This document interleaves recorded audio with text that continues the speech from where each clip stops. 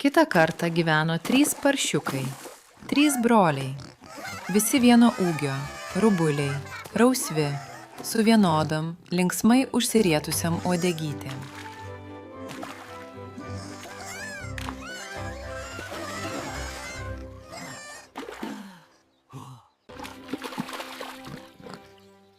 Bet va atėjo ruduo. Saulė jau netaip kaitriai šildė, pasidarė šalta. Pasistatykime po namą. Metas mums pagalvoti apie žiemą, pasakė kartą Nafnafas savo broliams. Nifnifas nusprendė, kad paprasčiausia ir greičiausia taisyti spirkelę iš šiaudų. Jis taip ir padarė, su nieku nepasitaręs. Pavakarę jo pirkelė jau buvo baigta. Nufnufas netoliese taip pat statėsi namuką. Jis stengėsi greičiau užbaigti šį nuobodų ir neįdomų darbą. Iš pradžių, kaip ir brolis, jis buvo benoris daryti spirkelę iš šiaudų, bet paskui nusprendė, kad tokiame name žiemą bus labai šalta. Surėmus iš šakų ir virbų, namas bus tvirtesnis ir šiltesnis. Nafnafas šit jau kelios dienos įnikę statė.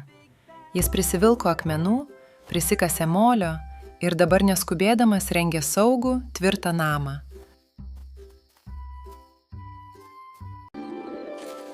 Paršiukai smagiai grybavo miške. Ir staiga jie išvydo tikrą, gyvą vilką. Jis stovėjo už didžiulio medžio ir buvo toks baisus, tokių piktų akių, o iš nasrų styrojo tokios aštrios iltys. Paršeliai staiga atsitokėjo ir žviegdami ant viso miško leidosi bėgti. Niekada jiems nebuvo tekę taip greitai dumti. Nifnifas pirmasis atbėgo prie savo šiaudinės pirkelės ir vos suskubo užtrenkti duris prieš pat vilko nosį. Buvo girdėti, kaip už durų šnopuoja baisusis žvėris. Vilkas vėl giliai atsikvėpė ir papūtė. Fū! Kai jis papūtė, namas išvirto į visas puses, tarsi uraganui užsiautus.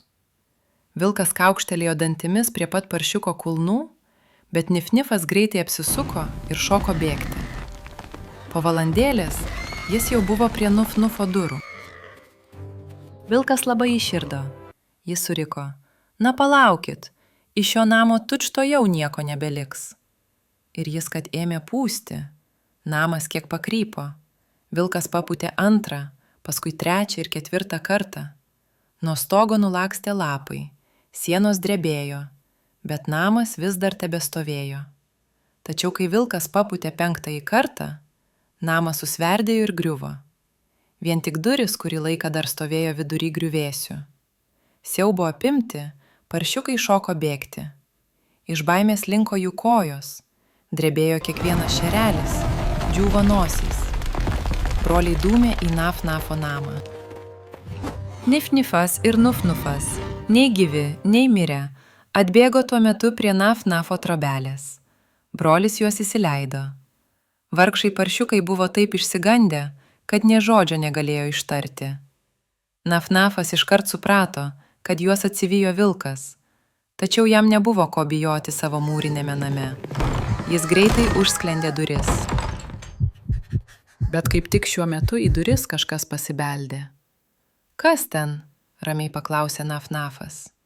Atidaryk, neklausinėjęs, atšiauriai sukrakė vilkas. Kur jauniai ir negalvoju, griežtu balsu atsakė Nafnafas. Ak taip, na laikykitės, dabar suėsiu visus 3. Pamėgink, atsakė kitapus durų Nafnafas. Jis žinojo, kad jam ir broliams nėra ko bijoti tvirtame mūrinėme name. Tuomet vilkas įkvėpė ko daugiau oro ir papūtė kiek tik pajėgdamas. Tačiau, kad ir kaip jis besistengė, ne vienas, net mažiausias akmuo nepajudėjo iš vietos. Vilkas net pamėlynavo nuo įtampos. Namas stovėjo lyg tvirtovė. Alkanam ir piktam vilkui nebebuvo kas dara. Reikėjo nėždintis namo. Bet čia jis pakėlė galvą ir staiga pamatė ant stogo didžiulį platų kaminą. Aha, va pro šį kaminą aš ir pateksiu trobon, nudžiugo vilkas. Jis atsargiai užsiropštė ant stogo ir įsiklausė. Viduj buvo tylu. Vis dėlto užkrimsiu šiandien šviežios paršienos, pagalvojo vilkas ir apsilaižęs šmurkštelėjo į kaminą. Bet vos tik jis ėmė kaminu leistis, paršiukai išgirdo šnaresį.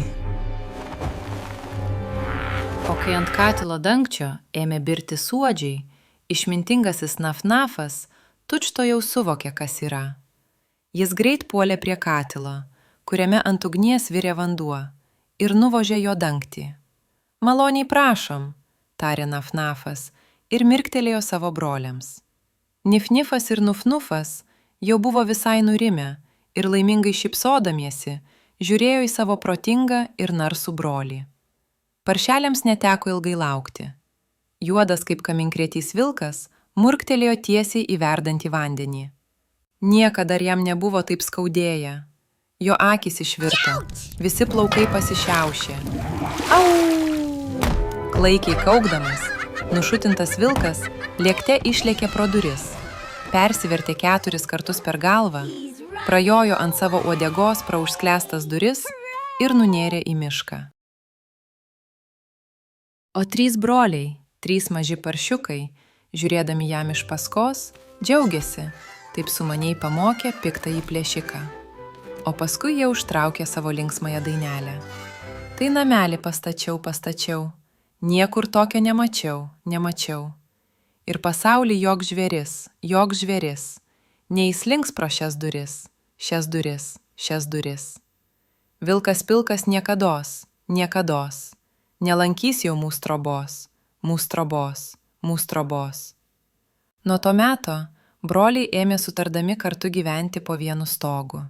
Šit ir viskas, ką mes žinome apie 3 mažus paršiukus – Nif-Nifą, Nuf-Nufą ir Naf-Nafą.